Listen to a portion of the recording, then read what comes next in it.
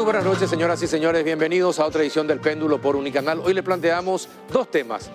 El primero y el segundo tienen relación con el grado de inversión que alcanzó Paraguay, un logro histórico peleado ya desde hace décadas y por fin lo conseguimos. ¿Qué significa tener grado de inversión? ¿De qué manera nos va a afectar? ¿Va a mejorar nuestra calidad de vida? ¿Va a mejorar la calidad de Paraguay? Y todo lo que tenemos en nuestro país, de eso vamos a hablar hoy. El primer bloque nos va a acompañar el viceministro de Economía del Ministerio de Economía y Finanzas, don Javier Charotti. En el segundo bloque va a estar el ex ministro de Hacienda, César Barreto, acompañado del presidente de la Unión Industrial Paraguaya, Enrique Duarte. Y en el último bloque vamos a hablar acerca de lo que pasa en el INCAN. ¿Qué pasa en una institución que tiene que atender enfermedades catastróficas? ¿Qué pasa con los medicamentos? ¿Qué pasa con los equipos? ¿Qué pasa con salud? Y nos va a acompañar para hablar de ese tema el viceministro de Salud, el doctor Santiago García. Estos son los temas que le proponemos esta noche en el Péndulo.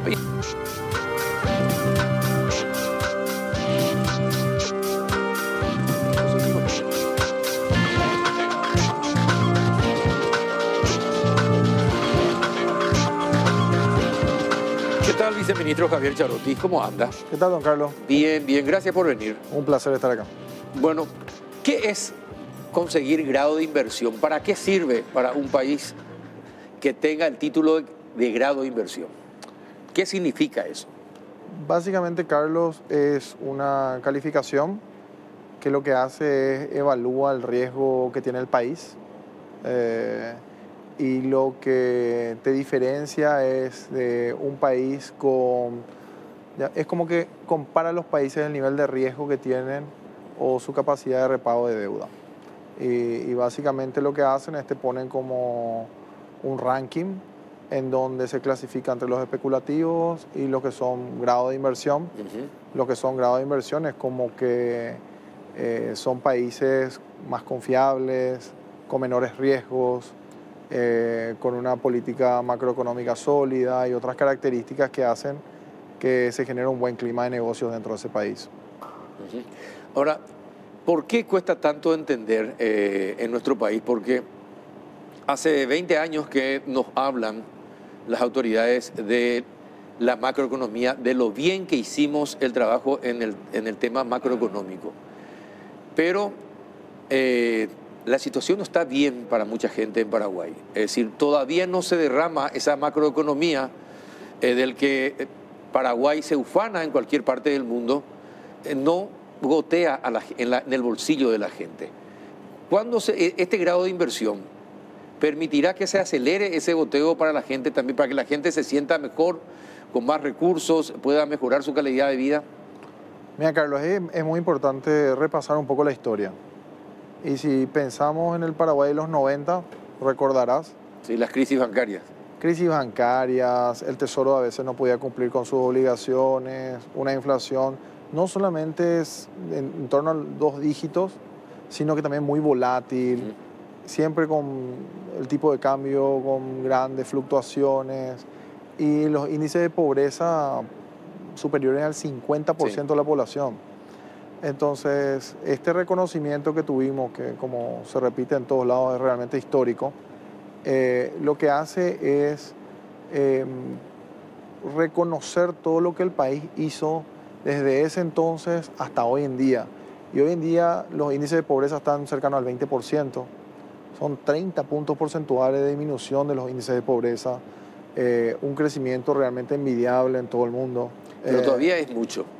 30% es casi una tercera parte de la población. Hoy los índices están en 20%. Lo que bajaron son los 30 puntos porcentuales. De 50 bajó a 20, aproximadamente. Obviamente existen planes del gobierno focalizados del Ministerio de Desarrollo Social con el ministro Tadeo Rojas, políticas mucho más focalizadas a acelerar esa disminución de la pobreza.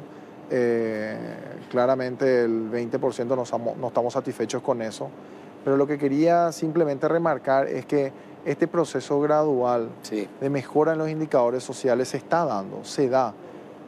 Claramente no estamos satisfechos con los resultados, pero también llega a la gente. A ver, ¿cuáles son los índices que mejoraron? Y mira, si miramos realmente el país, su periodo de inestabilidad nominal más grande fue en 1952. Los registros que tenemos hablan de una inflación de 150% aproximadamente. Claro, la canasta con la que se mide la inflación es distinta a la de ahora y otras cuestiones técnicas, pero si miramos la evolución del Paraguay en las últimas décadas es enorme en términos de ingresos, ¿sí? Y de estabilidad de precios. Es muy grande. Y también de los índices de pobreza. Claramente los números no estamos satisfechos con eso. Es por eso que este gobierno inició un programa de lucha contra la pobreza que se centra en distritos específicos en el que los indicadores realmente son preocupantes y se está trabajando en esa dirección. ¿Y dónde hay que poner el acento? Para que cambiemos nuestra realidad, para que tengamos, capacidades, habilidades, para que tengamos capital humano bien formado. ¿Dónde hay que poner el acento? Y mira, realmente desde que se inició el gobierno, lo primero que siempre el ministro Fernández repetía es de recuperar el bolsillo de la gente. Para recuperar eso, lo que había que hacer era estabilizar la inflación. No sé si te recordás los valores de inflación en los años después o casi durante la pandemia, que estuvo por encima de la meta del Banco Central. Era sumamente importante que la inflación vuelva a converger a los valores que nosotros consideramos normales, que es establecido por el Banco Central como su meta de inflación. ¿Y cuándo vamos a lograr llegar otra vez al 1,5? Eso es con respecto al déficit fiscal. Al déficit fiscal. Con respecto al Banco Central, bueno, el Banco Central fue capaz de hacer converger la inflación nuevamente a la meta. Y desde el punto de vista del MEF, lo primero que se hizo fue diseñar e implementar una convergencia fiscal que sea creíble y responsable, porque esa es la clave. Si el fisco se comporta de una manera responsable, el Banco Central puede hacer su trabajo y puede recuperar el poder adquisitivo de la gente.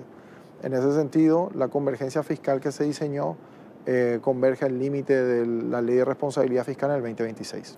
Bueno, pero hay cuestiones que llaman la atención, don Javier. Por ejemplo, el nivel de educación, ¿verdad? Si queremos cambiar el país, tenemos que mejorar radicalmente lo que es el sistema educativo paraguayo. Después está el tema de salud, ¿verdad? Que hoy justamente vamos a tocar en el último bloque también las consecuencias de sufrir enfermedades catastróficas y lo difícil que es tener medicamentos y camas, lugares donde ser atendidos de eso.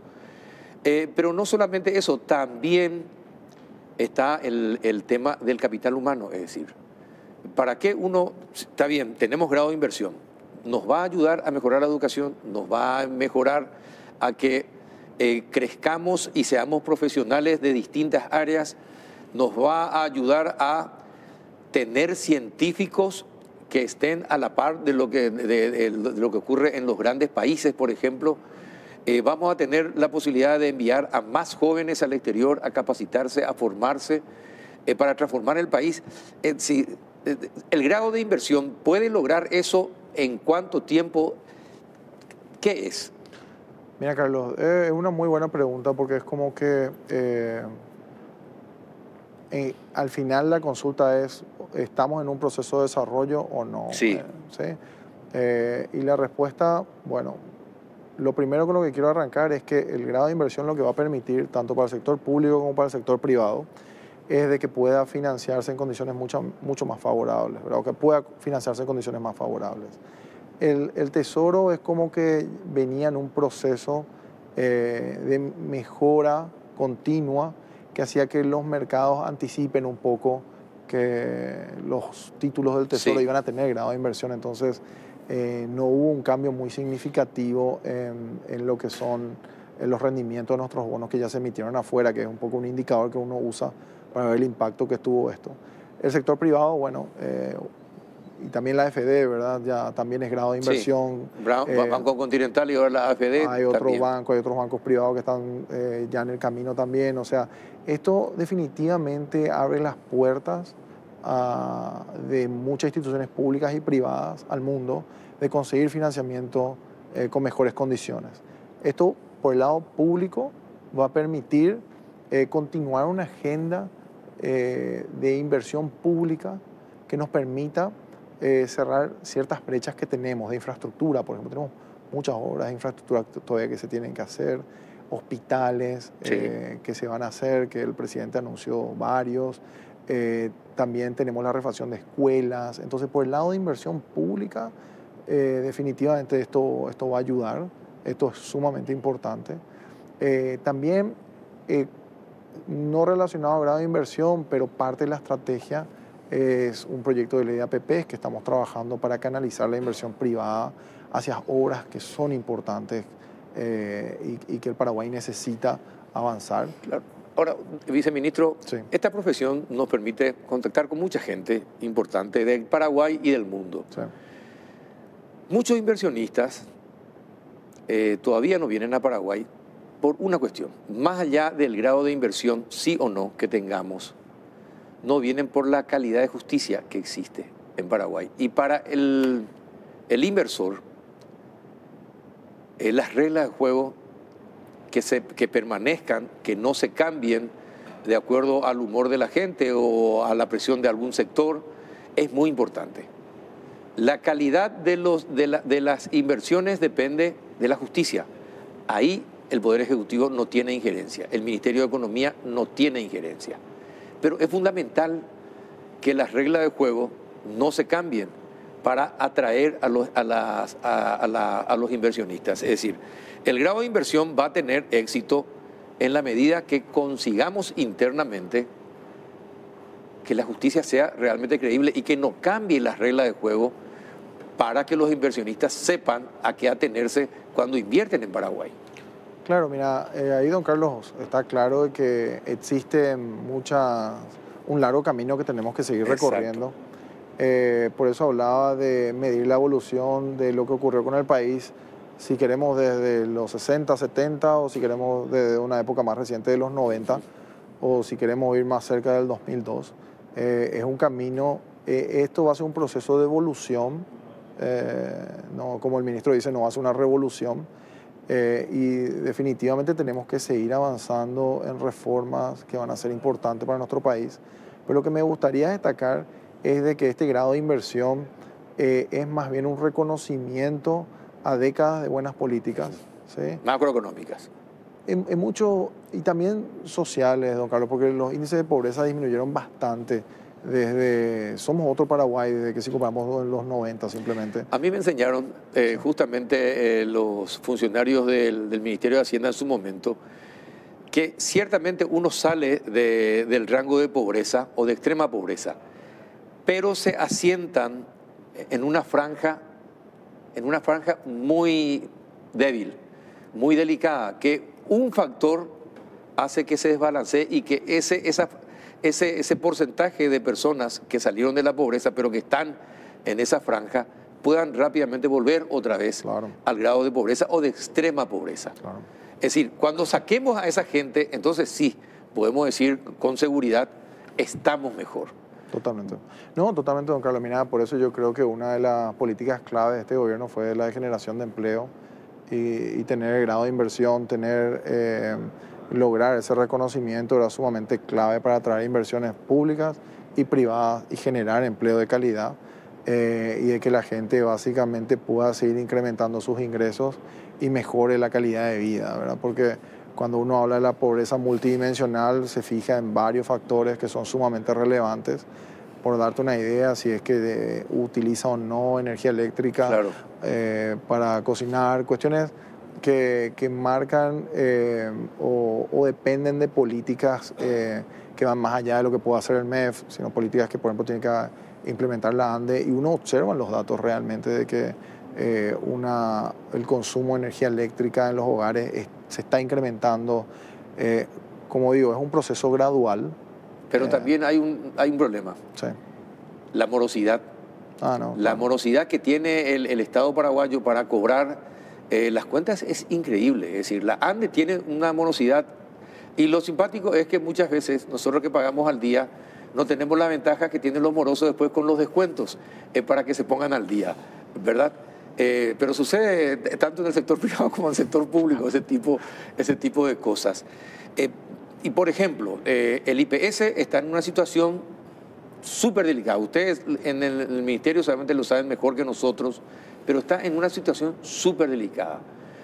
Y casualmente el Estado paraguayo, es decir, nosotros y el gobierno, son los mayores deudores. Y tienen una deuda, el gobierno tiene una deuda acumulada desde el inicio del IPS de más de 500 millones de dólares.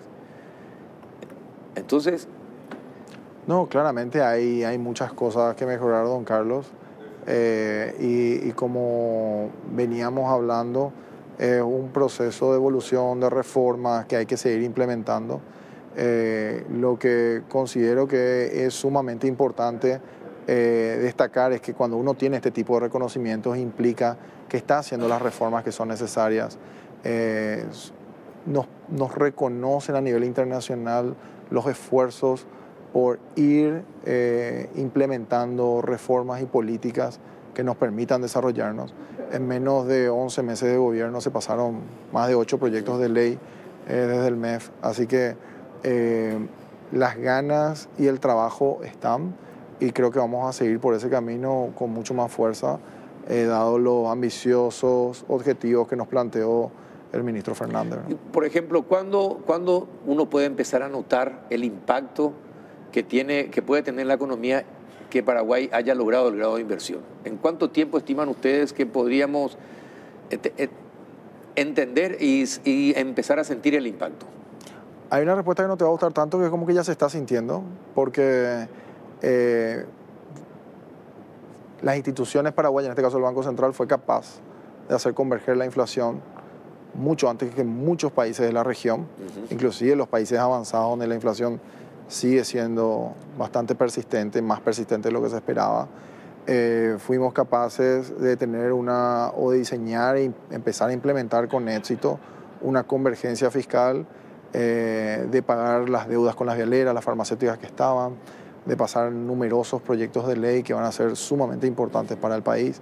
Así que existen datos que ya muestran que se están viendo los resultados y se van a seguir dando a medida que se puedan seguir desarrollando las reformas que nuestro país necesita. Ojalá, porque, por ejemplo, uno piensa, dice, Uruguay, compara Uruguay y Chile, ¿verdad? Es decir, Chile tiene mayor cantidad de inversiones extranjeras, pero Uruguay tiene mayor calidad de inversiones extranjeras. ¿De qué depende eso? Y de numerosos factores, don Carlos, de numerosos factores. Es por eso que es tan importante contarle al mundo lo que hacemos nosotros. Por darte un ejemplo, en varias reuniones o conferencias, varios países hablando de que casi, no sé, el 30, el 40% de la energía que consumen es limpia y renovable, y el Paraguay se pega el lujo de exportar energía con esas características. Entonces, es muy importante contar al mundo lo que estamos haciendo, y en ese sentido vemos que hay avances significativos. La visita de las dos principales autoridades del Fondo Monetario y el BID es una prueba de eso. El alcanzar el grado de inversiones realmente es un logro enorme. Y en ese sentido son pasos importantes. Está claro que queda un largo camino por recorrer. Los objetivos que se trazó este gobierno, que tenemos en el MEF con el ministro Fernández, son sumamente ambiciosos y vamos a seguir por ese camino. ¿Y cuáles son los peligros para mantener el grado de inversión? ¿Cuáles son los peligros? Por ejemplo, el crimen organizado. ¿Es un peligro para el grado de inversión? Para los que quieran invertir en Paraguay. Mira, yo diría, en el balance de riesgos, podríamos aceptar más factores que estén asociados directamente a la economía, a alguna dificultad que pueda llegar a tener el gobierno para repagar sus deudas. Son ese tipo de cosas las que realmente tienen un impacto significativo, o muy relacionado a las cuestiones fiscales, monetarias, y al clima de negocios en el país. Ajá. ¿Los impuestos no van a cambiar? ¿Van a permanecer iguales? Justamente hoy estábamos presentando los datos de cómo vienen los ingresos tributarios, la tasa de crecimiento en los índices que tenemos, que es algo así como una media móvil de 3 meses, siguen en números que realmente son fantásticos. Este año realmente los ingresos tributarios crecieron por encima de lo que uno esperaba. Sí. Así que, y fue una de las reformas que fue muy resaltada, tanto por los organismos multilaterales como con las calificadoras de riesgo, que fue la creación de la DENIT, que realmente con ganancia de eficiencia, incrementando la base tributaria, estamos incrementando los impuestos o los ingresos tributarios sustancialmente. Y creo que eso es lo que uno espera, ¿verdad? Antes de que simplemente levantar impuestos, empezar a generar mayores ingresos, aumentando la eficiencia de los impuestos que ya tenemos, ¿no? Ahora, no se piensa en elevar ningún tipo de impuesto, ni porque el Paraguay es el que tiene el impuesto más bajo en la región. ¿Esa tasa del 10% se mantiene? Definitivamente, don Carlos, nosotros creemos que tenemos que ganar mayor eficiencia en la recaudación de nuestros impuestos, aumentar la base imponible. ¿Aumenta mes a mes? Sí, aumenta bastante. Y otra cosa que nos parece sumamente importante antes de pensar en un aumento de impuestos es tener una mejor asignación en el gasto, priorizar los sectores que realmente son importantes. Hoy en día los gastos en salario están en su mínimo histórico como porcentaje de los ingresos tributarios. ¿Y cómo se entiende que hay mayor cantidad de funcionarios, pero el pago a los funcionarios se mantiene en bajo? Y fíjate ¿Cómo se entiende eso? Fíjate que los ingresos tributarios crecen mucho más velozmente que los gastos. Es decir, es como que tus ingresos suben y tus gastos se mantienen constantes, si querés, o suben un poco, lo que hace de que el gasto total en remuneraciones sobre los ingresos tributarios vaya cayendo. Y eso es básicamente la política que se está implementando, porque también hay que tomar en cuenta, don Carlos, que el funcionario público es un funcionario bastante comprometido con su trabajo, tiene que tener un nivel de capacitación muy alto, entonces también hay que apostar por tener una carrera para los funcionarios públicos que les permita hacer su trabajo en las mejores condiciones, ¿no? Totalmente de acuerdo. Es decir, el Banco Central y el Ministerio, ex Ministerio de Hacienda, hoy Ministerio de Economía y Finanzas, son un ejemplo de gente bien formada. Pero ¿por qué no puede ser en todos los sectores, en todas las instituciones del país, gente bien formada? No, mira, realmente uno, ahora que trabajamos bastante en varias políticas, tenemos que coordinar con muchos ministerios, encontrar gente muy bien formada. Y realmente existen funcionarios públicos, creo que desde la BECAL quizás, que tienen una formación en las mejores universidades del mundo y que también realmente tienen un compromiso muy grande con el país, ¿verdad? Sí, efectivamente. Bueno, esperemos que sea provechoso, que aprovechemos esta oportunidad. Y la última pregunta, ¿cuántas calificadoras existen? Bueno, nosotros tenemos 3 calificadoras que usualmente vienen al país.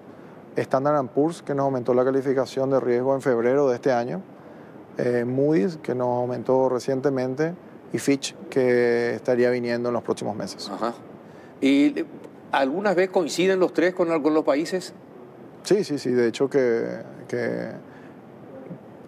obviamente hay algunas calificadoras que miran más algunas variables, otras se fijan más en otras, o las discusiones están en distintos estadios, digamos.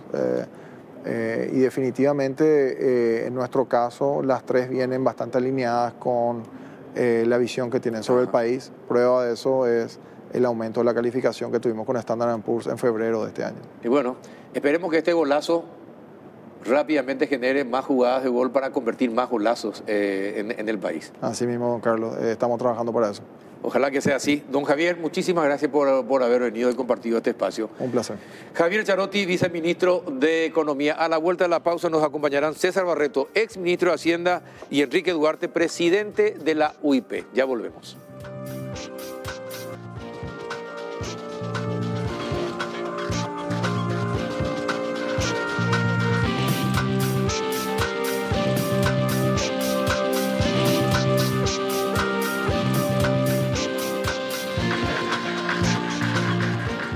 ¿Qué tal, don César Barreto? ¿Cómo anda? Ex ministro de Hacienda. Muy bien, Carlos, gracias por la invitación. No, gracias por venir. Sé que ustedes se despiertan muy temprano. ¿Qué tal, don Enrique Duarte, presidente de la UIP? ¿Cómo estás? ¿Cómo te va, Carlos? Gusto estar acá contigo y gracias por esta invitación. Pues es que histórico esto que se logró, nadie lo pensaba. La semana pasada hablábamos con la directora gerente del Fondo Monetario Internacional y le preguntábamos, ¿y para cuándo el grado de inversión para Paraguay? 20 años de macroeconomía, hacemos todos los deberes, pero no se preocupen, están a punto, dijo, ¿verdad? 2 días después se anunció que logramos el grado de inversión. Que fue allá en el Banco Central, ¿te acuerdas? Sí. Ahí mismo. Bueno, ¿qué significa? Fuiste ex ministro de Hacienda, estás en el sector financiero, industrial. ¿Qué significa para ustedes y qué significa para el país que Paraguay haya logrado el grado de inversión? ¿Qué significa económicamente o socialmente esa situación? A ver, yo trato de definir de alguna forma que transmita con cierta claridad por lo menos lo que yo pienso que es. Para mí es una ventana de oportunidades que se abre, importante, que nosotros venimos buscando. Yo más o menos sigo la economía y la política económica ya del año 97 por ahí, ¿verdad? Pero en las primeras reformas que se hicieron entre los años 90 y 91 con apoyo del Fondo Monetario, ya la visión era de tratar de llevar a que el país se integre más a los mercados financieros internacionales, ¿verdad? Y esa integración, un paso muy importante para que la integración sea más conveniente desde el punto de vista del país, digamos, era muy importante alcanzar el grado de inversión. Y se hicieron muchas reformas en esos años. Después, lastimosamente, vino la crisis financiera que nos hizo perder 10 años, ¿verdad? Caímos al fondo en el año 2003, caímos en default, la calificación bajó al piso de ese año. Y de ahí con la reforma del 2003, que creo que fue una de las reformas que más consenso tuvo en el país de todos los sectores, ¿verdad? Ahí como que cambió aparentemente la forma en que, especialmente los que toman decisiones políticas, los políticos, ¿verdad? Pareciera ser que entendieron que la economía había que manejarlo de una forma responsable, con gente capacitada, preparada para manejar las finanzas del país o el Banco Central. Y hubo un cambio de tendencia muy grande. Y venimos remando desde el fondo de aquel momento hasta que yo no pensé que íbamos a llegar a que nos iba a tocar en este momento. Digamos, yo esperaba, sí, estábamos muy bien encaminados.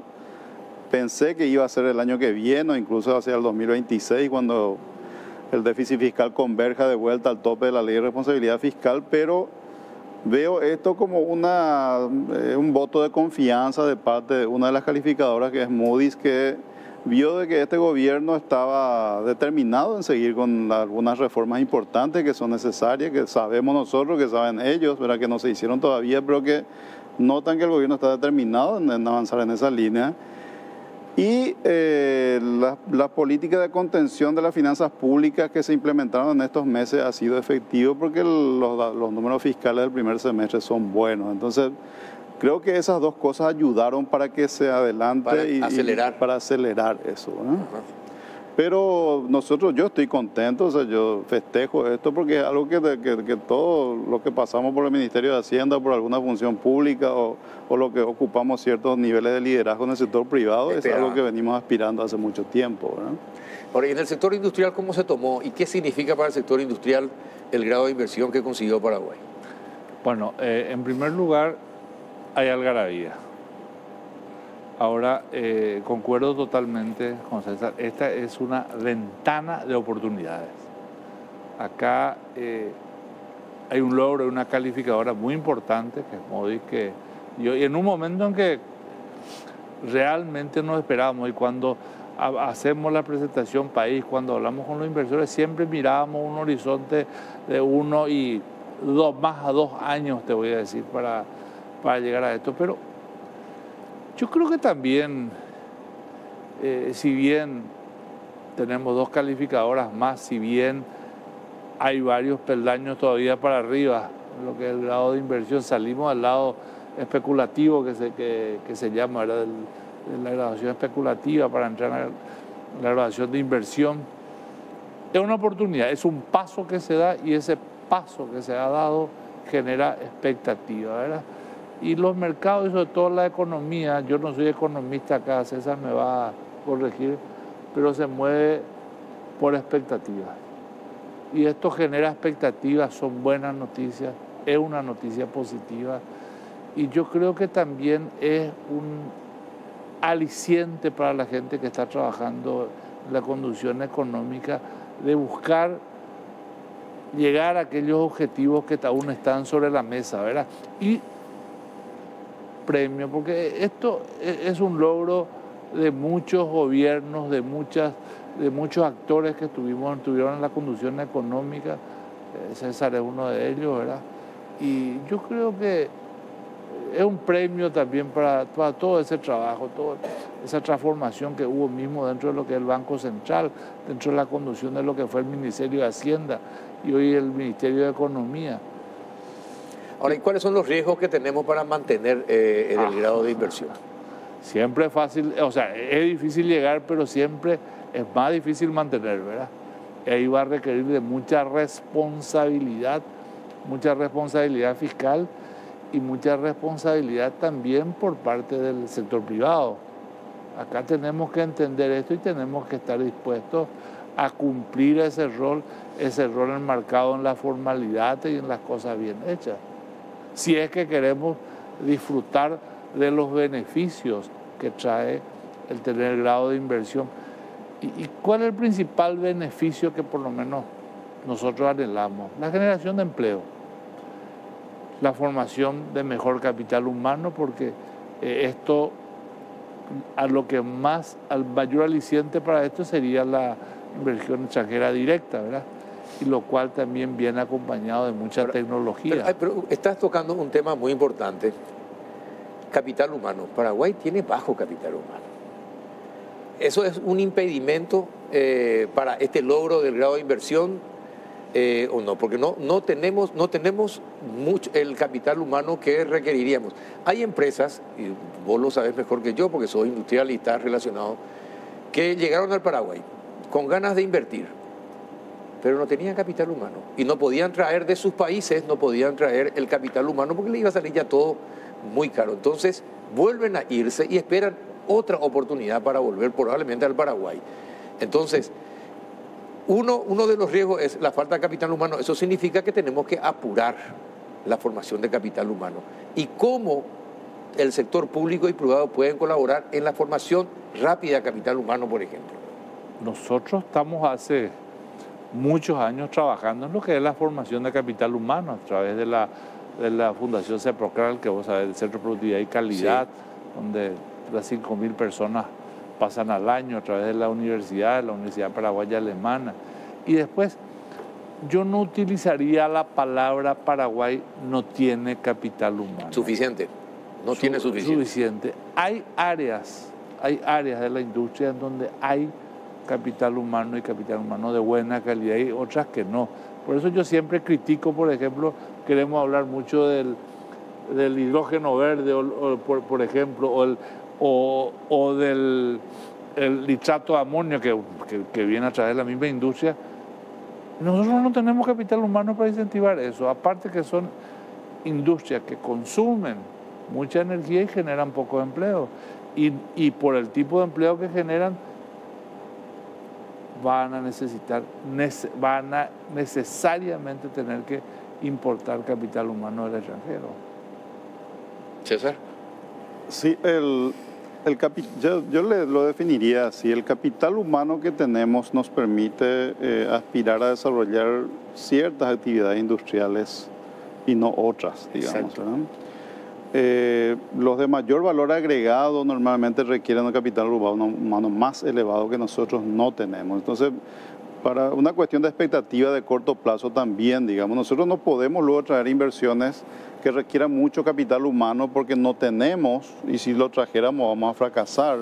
Sí, yo he apostado mucho por la maquila y algunos sectores políticos han criticado esto, pero yo he tratado de explicar. Lo que pasa es que la preparación de nuestra gente, nosotros tenemos que traer inversiones que puedan emplear a la gente que nosotros tenemos hoy. Claro. No lo que vamos a tener dentro de... Ya la gente. Claro, o sea, hay mucha gente que sé yo, está preparada para el trabajo de la construcción. Yo tengo que tratar de invertir en la construcción porque gran parte de la gente que yo tengo está preparado para hacer ese trabajo, no otros tipos de trabajo. Algunas industrias livianas, qué sé yo, el cableado para automóviles, algo que ha tenido mucho éxito. Mucha gente joven que termina la escuela secundaria o el colegio, con un entrenamiento marginal adicional ya es capaz de hacer ese tipo de trabajos con una remuneración que no es muy alta. O sea, ahí está siempre pues eso lo ha pasado cuando me preguntaste, yo te digo, o sea, nosotros no podemos aspirar a generar salario masivamente, qué sé yo, de 15 millones de guaraníes, porque no tenemos gente preparada para ganar 15 millones de guaraníes, porque tiene que ser gente con un nivel de capital humano alto. No estoy hablando de la gente qué sé yo, los políticos que meten en el Congreso pagan de los sueldos que no están relacionados con sus niveles de productividad, ¿verdad? Eso distorsiona todo, ¿verdad? Así mismo. Le da Hasta la educación. Hasta la educación. Muy buen punto, ¿verdad?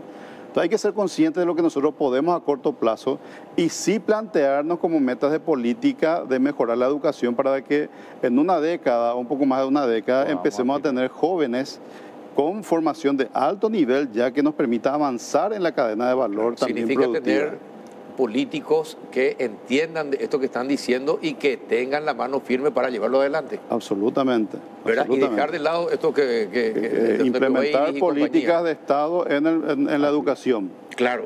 Que hoy los políticos quieren ocupar esos cargos porque es un cargo de liderazgo importante para la carrera política, pero no están pensando que realmente lo relevante es formar a la gente adecuadamente, ¿verdad? Exacto. No hay política de Estado en educación, ¿no? O sea, eso es clarísimo. Tenemos política de Estado en economía, en las finanzas públicas, en la emisión de dinero. Esas son políticas de Estado que nos permitieron llegar a este estadio de generar credibilidad, de estar discutiendo políticas monetarias y fiscales a nivel regional o global con la gente que nosotros tenemos hoy preparada en esa área. O sea, el presidente del Banco Central, el ministro de Economía y Finanzas, hoy aportan en las reuniones donde ellos participan, no es que se van y escuchan nomás, ¿verdad? Son gente preparada para discutir esos temas de alto nivel a nivel internacional. A ese nivel nosotros tenemos que llevar educación. Así mismo. Pero, ¿y la justicia? Porque, otro campo. Sí, porque ustedes saben bien que muchas inversiones se pierden. ¿Por qué? Y por la falta de seguridad jurídica del país. Porque se les cambian las reglas de la noche a la mañana y nadie quiere venir a arriesgar su capital si las reglas no son claras y permanentes. La previsibilidad es un factor de la ecuación muy importante, ¿verdad? Así como es la formación de capital humano, así como es también el tema de la capacidad de acceso al crédito, el crédito en crédito de desarrollo, cosa que no tenemos en el país, ¿verdad? Que esperemos, ¿verdad?, que con el tiempo, cuando vaya madurando, si va madurando el tema del grado de inversión, realmente la industria pueda acceder. ¿Y por qué yo hago tanto hincapié en el tema de la industria? Y acá lo que César va a conocer. Los datos muestran que de manera lógica a mayor productividad existe mayor contribución social al trabajador. Y estos son datos que salen del censo, que están en el Banco Central. Y si vos ves, es la industria la que logra eso.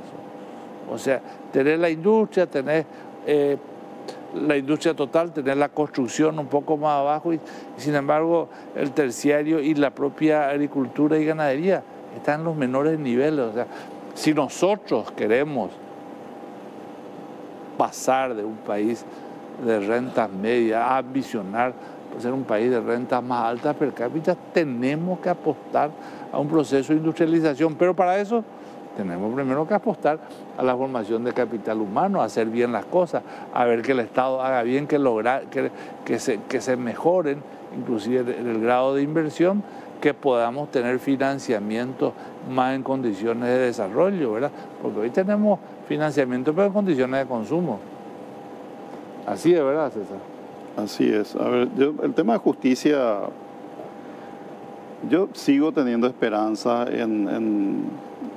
hay gente, miembros de la Corte, que yo no los conozco, ¿verdad? Pero por los antecedentes que tienen y por, yo creo que contribución importante de Enrique Riera y de Óscar Paciello en el Consejo de la Magistratura ha sido aplicar con cierta rigurosidad el proceso de selección, ¿verdad? Y salieron miembros de la Corte relativamente buenos, ¿verdad? Yo espero de que actúen con independencia y hagan los cambios que tienen que hacer, porque ellos son, ahí sí que el Poder Ejecutivo no puede intervenir al interior de la justicia, ¿verdad? Porque sería una intervención terrible, ¿verdad? Sabemos que el Congreso tiene mucha intervención porque participan del Consejo de la Magistratura, en el jurado de enjuiciamiento. Son los que le dan el presupuesto. Son los que le dan el presupuesto. Entonces, hacen lo que quieren. Pero son los miembros de la Corte y los jueces los que tienen que luchar por su independencia. Totalmente. Nadie le va a dar la independencia Así gratuitamente, ¿verdad? Y tal vez algunos lo echen porque quiera ser independiente, pero algunas veces alguien tiene que pagar el pato para que se instale una conducta distinta a partir de ahí. Para que rija la institucionalidad. Para que rija la institucionalidad. Pero tienen que jugarse. Lo mismo al fiscal general del Estado, ¿verdad? Que se le seleccionó en un proceso relativamente positivo, digamos, ¿verdad? O sea, no hubo muchas críticas para la selección del fiscal general, ¿verdad? Pero él tiene que marcar su independencia, no tener miedo de los políticos, que lo echen, si es que uno tiene que estar dispuesto a que lo echen por hacer bien el trabajo, ¿verdad? Eso es lo que yo espero que ellos hagan. Ahí van a ir marcando las pautas de una independencia de la justicia y de empezar a ganar credibilidad interna y obviamente internacional también, ¿verdad? Bueno, y esas cosas son posibles de conseguir. Pero para eso hace falta un pacto político. Son procesos. Son procesos, yo creo. Y que requieren de mucha evangelización. Y mucho patriotismo. Sí. Mucho patriotismo. Sí, tendríamos que nosotros poner y preguntarle a la gente qué entiende por patriotismo. ¿Verdad? Entonces, y ahí vamos a ver si podemos evangelizar más rápido o más despacio, ¿verdad? Pero yo tengo esperanza, o sea, finalmente estas cosas dependen mucho de las personas, ¿verdad? O sea, el tema de que una persona imbuida de una autoridad que ejerce una función determinada, si lo hace de la forma que tiene que tener y tiene el coraje y el carácter suficiente para hacerlo bien, esas son las cosas que cambian. O sea, nosotros le reconocemos mucho a Dionisio Borda en el área económica porque él fue el que se plantó ahí y recibió todos los... hasta no pudo trabajar, me acuerdo después por, no sé, 1 año, 2 años no pudo trabajar. Pero también tuvo la suerte de tener un presidente que le apoyó. Por supuesto. Pero le apoyó fuerte. Por supuesto. O siempre, con todos los errores que puede tener ese presidente, pero en ese sentido le dio el apoyo. Le apoyó a su ministro de Hacienda. Le sostuvo. Exactamente. ¿Verdad? Eso fue muy importante, no hay que olvidar, Nicanor hizo un gran trabajo en ese sentido, porque él marcó un camino en el que incluso puso gente que no era político ni menos de su partido en el cargo de ministro de Hacienda, que no era lo normal, digamos, ¿verdad? Pero de cualquier manera, o sea, Nicanor lo pudo haber sostenido, pero si Dionisio no tenía el carácter para aguantar lo que había que aguantar allí, tampoco le iba a funcionar, porque le iba a renunciar. Bueno, y si estos son los riesgos que tiene para mantener el grado de inversión, ¿qué tenemos que hacer todos, la sociedad, qué tiene que hacer para no perder esta ventana de oportunidades que tenemos? Y tenemos que convencernos de que cada vez más tenemos que transitar hacia la generación de empleos de calidad y para eso tenemos que ser serios. Y yo recién le comentaba a César, está ocurriendo algo muy importante. La semana pasada estuvimos en Paraguarí, hoy me visitó el intendente de EU. Gente joven, Carlos, que están con otra mentalidad. A ver, ¿qué puedo hacer por mi comunidad? ¿Cómo puedo generar empleo? ¿Y cómo puedo generar empleos de más calidad? O sea, están con otra... Y son, a ver... los intendentes son políticos, pero o sea, estoy comenzando a ver luz allá al final del túnel, porque veo que hoy su juventud le está indicando que con el prebendarismo nomás no se va a llegar a nada. Y bueno, y yo creo que ese tipo de gente hay que apoyar. Hay que darle gente que piensa cómo puedo hacer, que puedo explotar por el Deportivo Paraguarí. ¿Qué puedo hacer por el turismo? ¿Qué puedo hacer para traer gente? Acá tengo una propiedad municipal improductiva? ¿Qué le puedo dar de incentivo a la gente para que genere industria? Es otra mentalidad. En otras épocas es a ver qué puedo hacer con el recibo para construir a lo mejor un puente donde no hay ni un arroyo, pero puedo hacer para ganar la licitación de una comisión, ¿verdad? Exactamente. Y no sé, yo quiero pensar de forma positiva. Yo creo que hay una juventud, las redes sociales ayudan mucho. Todas estas noticias, por eso yo le decía a César antes de que hablemos, es cierto, acá hay mucho todavía por delante, pero esta es una noticia que es una noticia positiva y nosotros tenemos que trabajar en difundir noticias positivas por generar expectativas, claro, que es lo que nuestra población también necesita. Pero hay que hablar también de los riesgos para no perder esta oportunidad. Así mismo. Porque de lo contrario vamos a repetir los errores de siempre, ¿verdad? Yo creo, que dar un salto de calidad. Yo creo que a la ciudadanía en especial, los que ocupan, los que tienen cierto nivel de liderazgo, digamos, empresarios, ¿verdad?, tienen que hablar y decir las cosas que están mal. Y hay que decirle de frente y de cara a los que están haciendo mal las cosas, ¿verdad? Porque si nos callamos todos, ¿verdad? Aceptamos cualquier cosa. Aceptamos cualquier cosa. Sí. Nos quejamos hablando bajo, ¿verdad? Pero al final estás aceptando una realidad que es mala, que no es buena para el país, ¿verdad? Yo veo que los medios de comunicación están cumpliendo un papel muy importante, ¿verdad? Creo que eso es algo muy positivo. Pues yo creo que hay que decir las cosas que están mal para que se puedan corregir. Porque si los políticos están haciendo algo mal, hay que decirles, ¿verdad? Y oye, si tienen para argumentarte, que te argumenten, ¿verdad? Pero si no tienen para argumentar, alguna cosa tienen que ser para corregir lo que está haciendo mal. Bueno, pero no solo hay que decir. Yo creo que hoy el empresariado dice las cosas, pero también trata de ser parte de la solución. Por supuesto. O sea, acá hay que convencerse que el tema no es criticar. El tema es decir, pero también proponer y tratar de ser parte de la solución. No, claro. Porque al criticar nomás seguir siendo parte del problema. Sí, es cierto, pero el tema es que para mucha gente es importante que líderes como ustedes expresen también su desagrado por las malas decisiones que se toman, ¿verdad? Porque se convierten en la voz de los que no pueden ser escuchados, ¿verdad? Y que algo de pensamiento tienen y entienden cómo viene la mano. Ustedes se convierten en la voz de ese tipo de personas. Porque si pintamos nomás que está todo bien, también nos estamos engañando todos, ¿verdad? Es como dicen, hay un largo camino para andar. Esta es una noticia sumamente positiva, pero no tenemos que quedarnos solamente en eso, sino que tenemos que tratar de tener mayor calidad de capital humano, tenemos que tener mayor independencia en el Poder Judicial, mayor independencia en la Fiscalía. El Congreso tiene que tratar de cambiar y que la gente inteligente también forme parte del Congreso. Que no solamente el hecho de que tengas un pañuelo azul, rojo o de cualquier otro color y las urras que hagas te sirva para llegar al Congreso. No, tenemos que aprender a mejorar todos en ese sentido. Tenemos que tratar de disminuir la burocracia pública y privada. También. Y también en el área económica, la propia calificadora Moody's y la directora gerente del FMI, el presidente del Banco Interamericano de Desarrollo que estuvieron acá, yo no sé si el 100% de los economistas, pero el 99,9%, sea que está en el sector privado, sea que esté en el Estado, en el campo económico, hay una hoja de ruta clarísima. Hay que hacer reformas, las reformas están planteadas, ¿verdad? Muchas de ellas están en el Congreso, incluso en proceso de discusión hoy. Ese camino está andando. Viene andando hace 20 años, por eso es que llegamos a este punto. Claro, o sea que ahí hay todo un así es, ¿no? trabajo. Hay otras áreas en las que faltan la educación, yo no veo, ¿verdad? Así en la justicia hay intentos, pero no veo una estrategia clara, con un liderazgo claro de qué es lo que va a ocurrir allí, ¿verdad? Todavía no veo, ¿verdad?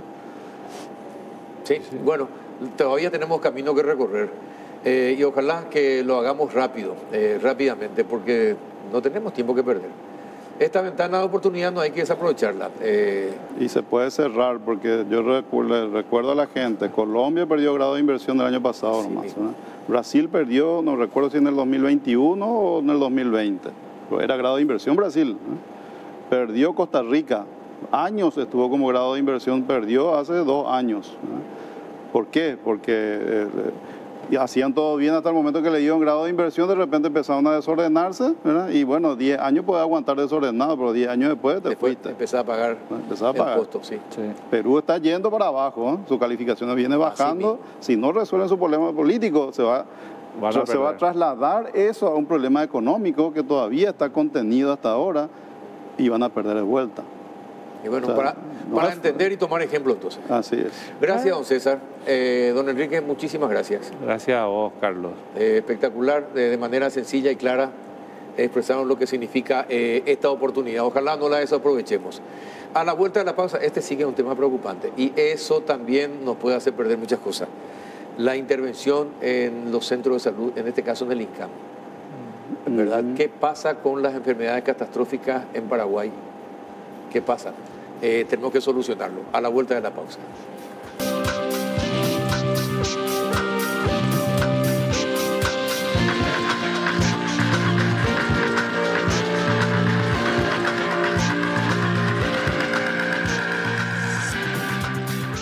¿Qué tal? Buenas noches, doctor Santiago García, viceministro de Salud. ¿Cómo anda?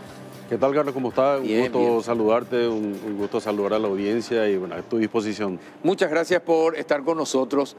Bueno, ¿qué pasa con los enfermos de cáncer en Paraguay? ¿Por qué tantos problemas? No solamente en los hospitales administrados por el Ministerio de Salud, también en el IPS y también en hospitales privados, sin ninguna duda. ¿Qué pasa? ¿Por qué tantos problemas para las personas con enfermedades catastróficas? Bueno, realmente nosotros, te puedo hablar de lo que nos toca a nosotros, que es el Instituto Nacional del Cáncer. Tenemos actualmente cerca de 1.500 pacientes que están siendo tratados en el Instituto Nacional del Cáncer. 1.500 pacientes. Sí, solamente ahí. Y tenemos otros pacientes de cerca de 1.500 también que están siendo tratados en el interior, pero ahí en los centros públicos descentralizados del INCAN. Sí. El INCAN anteriormente era, digamos, la madre de todos los tratamientos oncológicos. Sin embargo, fuimos descentralizando todo esto para que el paciente no venga desde el interior a realizar su tratamiento y pasar un tiempo acá con todo lo que ello implica, ¿verdad? Lo que queremos... Para él y para la familia. Exactamente, porque el paciente siempre viene acompañado de 1 o 2 personas, esas personas dejan de trabajar, dejan de tener un ingreso y después también tienen un gasto extra cuando se trasladan hacia la capital o en los alrededores y muchas veces en casa de algún familiar. En ese sentido, la descentralización nos ayudó mucho y nos está ayudando para que aquellos pacientes no lleguen hasta la capital del país, sino que se queden en sus áreas de residencia. Hoy tenemos 9 centros oncológicos en todo el país. Estamos por habilitar el 10º en Concepción. En esos lugares están distribuidos los otros 1.500 pacientes. Si bien el colectivo de pacientes oncológicos son un colectivo de pacientes muy sensible, un grupo profesional muy sensible, y estamos desde el Ministerio de Salud, con la ministra Baranda a la cabeza, ¿verdad? Estábamos preocupados, pero hoy estamos ocupados de lo que es la salud oncológica de esta gente.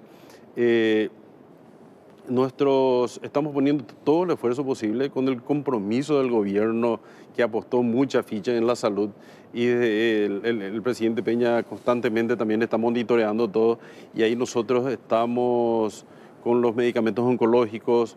Tenemos toda la gama de los 66 medicamentos que tenemos dentro del cuadro oncológicos. Solamente uno tenemos hoy en falta, que probablemente va a ser adjudicado en estos días para completar de vuelta toda la gama. Y si bien son medicamentos muy caros, la salud de nuestros pacientes no tiene precio. No tiene precio, ¿cierto? Estos medicamentos, al tener ese elevado costo, suele causar perjuicios importantes en la economía de las familias. En ese sentido, queremos nosotros ofrecerle a todos los pacientes que tengan la confianza y la tranquilidad necesaria que le podemos dar, tanto en el INCAN como en los demás centros oncológicos, para que ellos se preocupen solamente en su salud y nosotros nos preocupemos de su tratamiento y diagnóstico. Ahora, ¿y qué pasó con el Inca? ¿Por qué renuncia el doctor Doria y por qué la intervención? La intervención fue por las protestas de los familiares y de los propios enfermos. ¿Por qué la intervención? Bueno, se desencadenaron una serie de malestar entre los pacientes oncológicos en las diferentes asociaciones que vinieron a conversar con nosotros en el ministerio. Los escuchamos, pusimos toda la seriedad para tomar sus inquietudes, los pusimos en contexto, estudiamos qué se podía hacer. Cada reclamo de cada paciente es válido para nosotros y lo tomamos como un desafío para mejorar las cosas. Una vez terminada esa conversación, decidimos que era hora de dar un nuevo, una nueva cara al INCAN, dar un nuevo empujón y ver qué es lo que en qué podíamos mejorar allá. Bueno, no estaban los planes la destitución del director. En realidad nosotros no lo destituimos a él. No, y por eso, sí. No estaban los planes, ¿no? No. Sí, se podía... Se hizo la intervención y seguir trabajando con él. Claro. Ese era en principio. Él iba a ser apartado del cargo durante el tiempo que dura la intervención. 30 días. Los 30 días. Y al final de la tardecita, a la noche, él decide presentar su renuncia por motivos personales y en conversación con sus familiares. Y bueno, se dieron así las cosas. La intervención sigue. Eso ya era una decisión previa. Dimos la intervención, está un equipo encabezado por la doctora Javi Noguera, que es una pediatra, que es justamente la directora médica del Hospital Acostañú, sí, que es una persona con alto perfil técnico y humano, acompañado de otra gente que está revisando dónde podemos hacer mejoras en el INCAN y ofrecerle a nuestros pacientes la atención con la calidad y con la calidez que se merecen. Y es que la línea que nos bajan permanentemente, tanto desde Presidencia como la ministra Barán. Ajá. Bueno, ¿y ya tienen pensado quién podría asumir el cargo? En este momento estamos... ¿O van a esperar que termine la intervención primero para empezar a nombrar al o la directora? Sí, en este momento estamos abocados en tratar de mejorar todo lo que es digamos, la gestión, mirar en la farmacia, mirar en los consultorios, mirar todos los recovecos del INCAN como para sacar las áreas de mejora e intervenir inmediatamente con relación a eso. No tenemos todavía en mente un director o directora, que puede ser perfectamente una mujer, pero lo vamos a buscar con mucho tino, tratando de encontrar a la persona con el perfil técnico y sobre todo con un perfil humano, que es lo que realmente necesita esa gente. Muchas veces una palabra de aliento, una palmadita en la espalda, una pregunta de cómo está o una sonrisa hace que las personas puedan mejorar y puedan tener un mejor relacionamiento incluso con el médico. Sí, no, definitivamente es así, doctor. Hay muchas cosas que mejorar, evidentemente, pero también hay muchos comentarios y le pregunto como viceministro, ¿qué pasó con las administraciones anteriores del Ministerio de Salud o la anterior? ¿Por qué faltan los medicamentos oncológicos? ¿Por qué si uno sabe que tiene que tener en la farmacia, tiene que tener ¿cuántos medicamentos tiene? 66 están en la lista de oncológicos. Bueno, 66. Si tiene que tener 66 medicamentos permanentemente, ¿cómo es posible que falte? ¿Qué pasó? ¿Quién es responsable de esa situación? ¿Es cierto que se hacían negociados o no en la compra de esos medicamentos?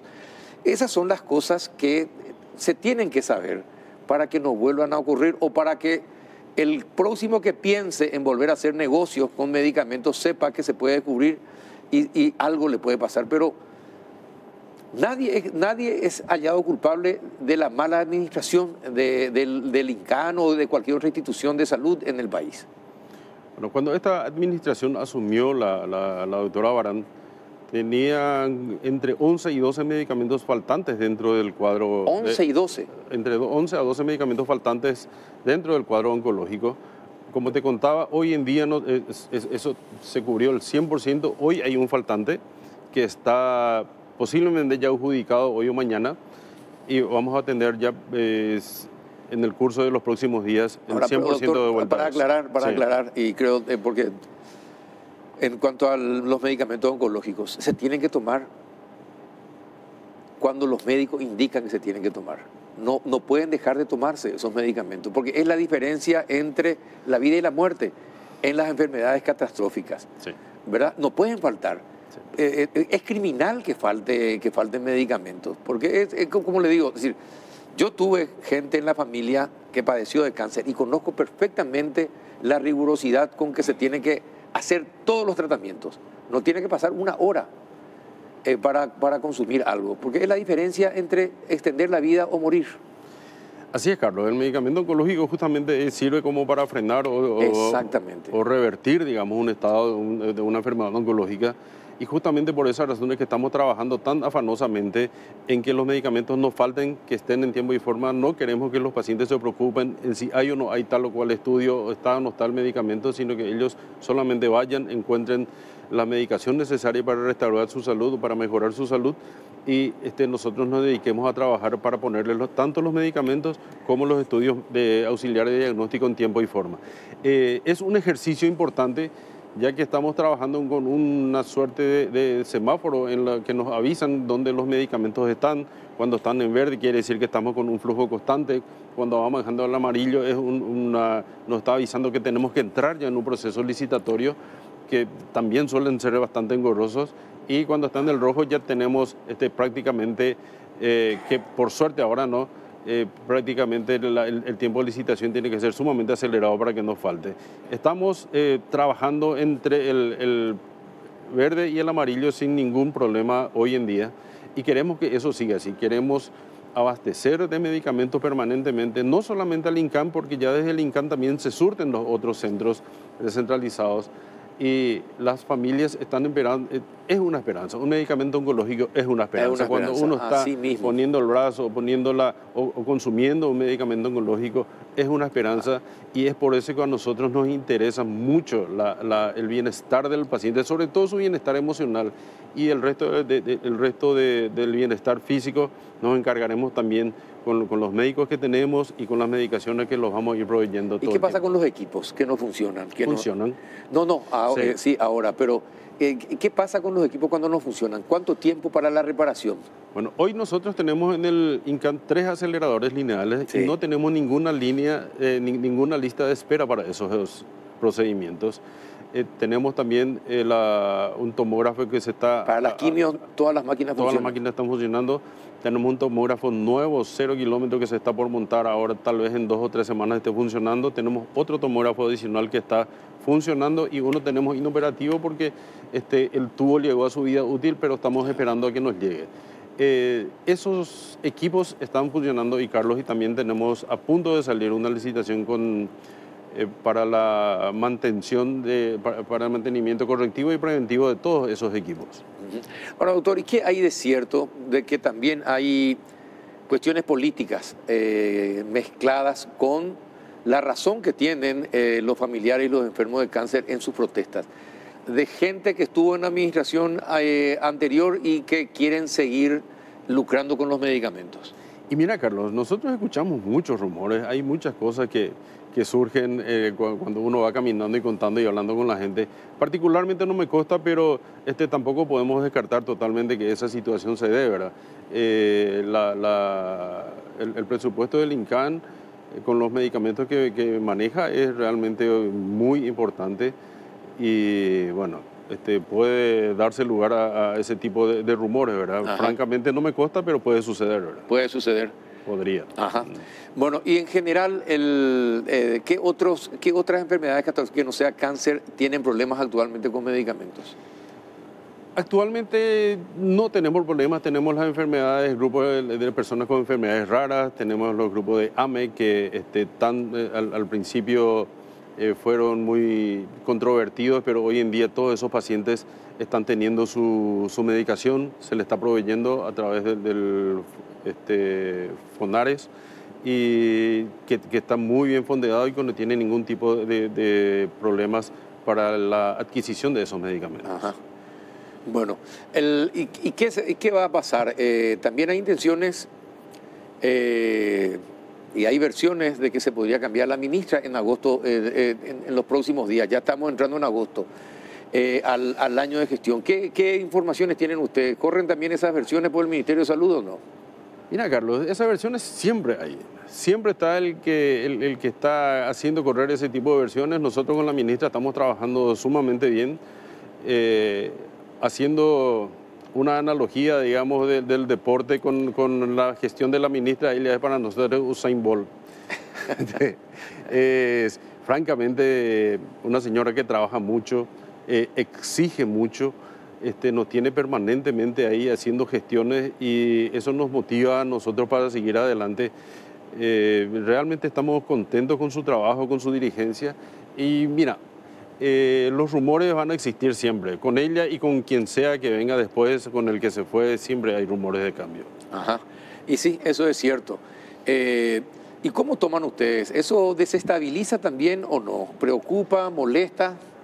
Y tomamos la información como de quien viene, ¿verdad? Cuando son rumores así más o menos infundados, rumores de pasillo, generalmente uno deja pasar. No podemos distraernos en ese tipo de cosas. Tenemos tanto trabajo, Carlos, dentro del ministerio que exigen el 100% de nuestra atención y si van a suceder las cosas, van a suceder. Eso es algo que uno debería esperar cuando está en una función de cargo de confianza. Estos cargos están directamente supeditados al presidente de la República como un cargo de confianza y él le va a decir eso cuando él crea que tenga que suceder. Y si eso va a pasar, puede pasar con cualquiera de nosotros inclusive. No, totalmente, sí. Totalmente. Es una prerrogativa del presidente de la República, ¿verdad? Sí, disponer de los cargos. Pero siempre genera ruido y... Siempre genera ruido, uno está atento, sobre todo cuando los rumores son muchos, el personal se pone un poco atento y a ver qué puede suceder, ¿verdad? Entonces eso puede distraer un poco la mente del trabajo. Ajá. ¿Y cómo está el presupuesto de salud? ¿Cómo está el presupuesto de salud? ¿Y cuánta es la deuda que mantiene actualmente el Ministerio de Salud con los proveedores? Mira, Carlos, nosotros en agosto pagamos 320 millones de dólares de agosto pasado, de una deuda histórica del Ministerio de Salud de medicamentos. Una vez que quedó sin deudas el Ministerio por medicamentos con las proveedoras, nos dio a nosotros la chance de poder comprar medicamentos a mejor precio y en ese aspecto... 320 millones de dólares. Se pagaron al contado a las proveedoras. ¿Apenas asumieron el cargo? Apenas se asumió el cargo, sí. Hoy día ahorramos, o sea, no es un ahorro, se compró la misma cantidad de medicamentos con la misma calidad con 100 millones de dólares menos. No me diga. Así es. Es muy sospechoso. No, pero es sumamente sospechoso. 100 millones de dólares menos pagados por la misma cantidad de medicamentos con la misma calidad. ¿Y no se investiga eso?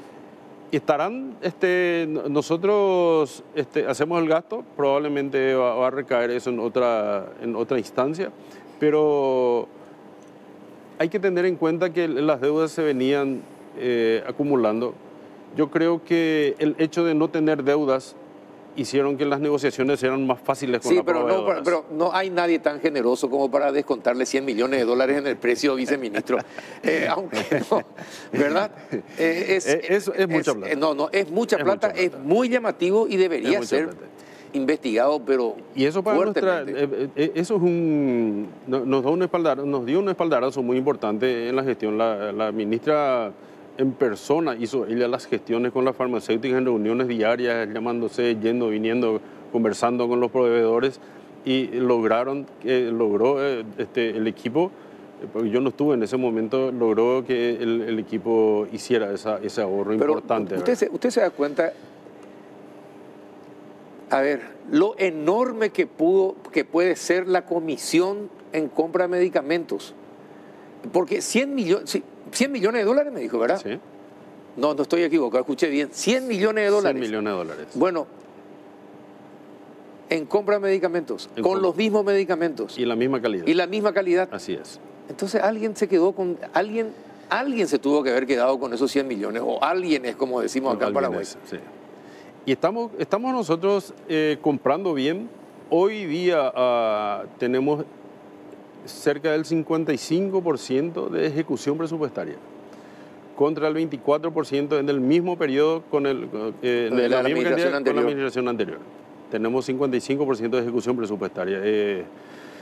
Es digamos, una ejecución importante que nos va a dar la chance de ver cómo llegamos a fin de año. Probablemente vamos a llegar full para el presupuesto y eso vamos a tener que ir reviendo con el correr de los años para poder mejorar. Ahora, con lo que usted me acaba de contar, uno puede empezar a hacer una con flecha y a entender muchas cosas, por qué se le está poniendo palo a la rueda a la actual administración del Ministerio del Interior, porque un negocio como ese de 100 millones de dólares se perdió y no se puede recuperar más. Entonces, ahora uno empieza a entender y por ahí puede entrar también y ser cierta la información de que hay gente que está asusando y agitando algunas protestas. Sí.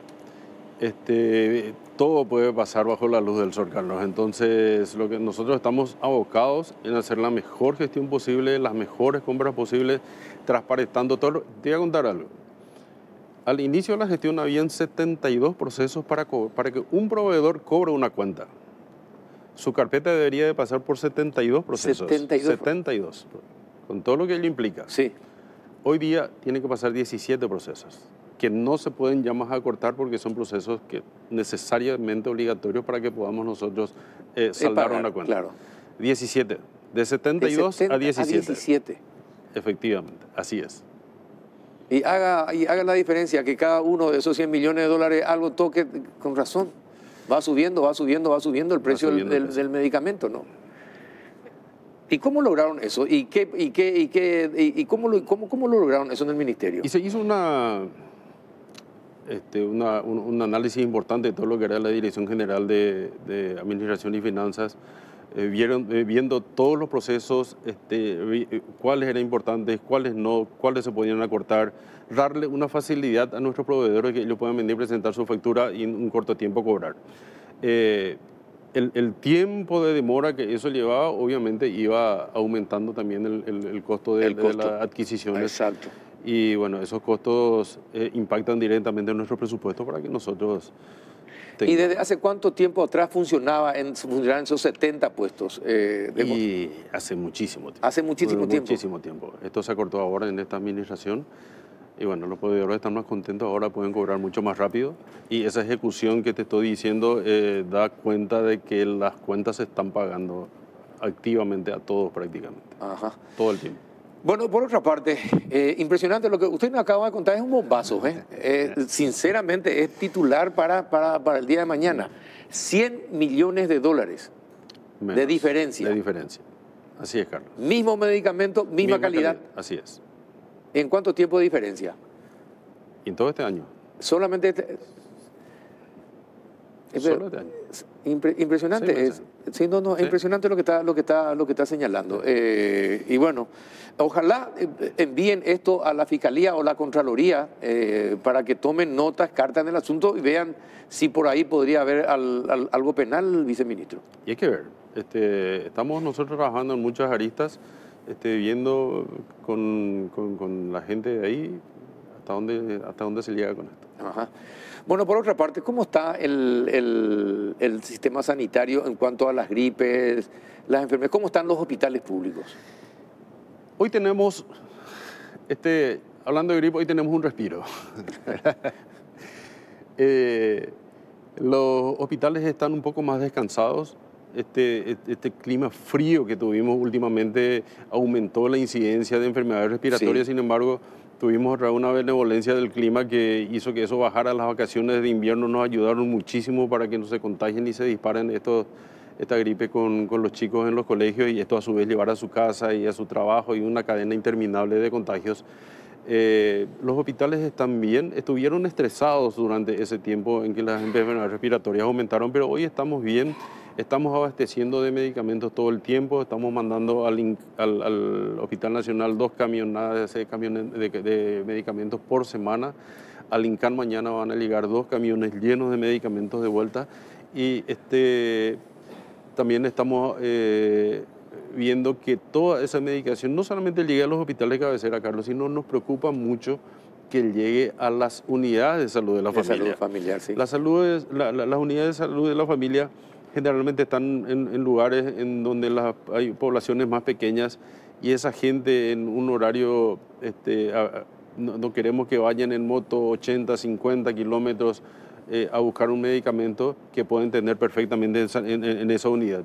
Y esa es ahora nuestra principal ocupación para que suceda y la gente tenga, cuando consulte, inmediatamente al lado pueda retirar su medicamento. Sí.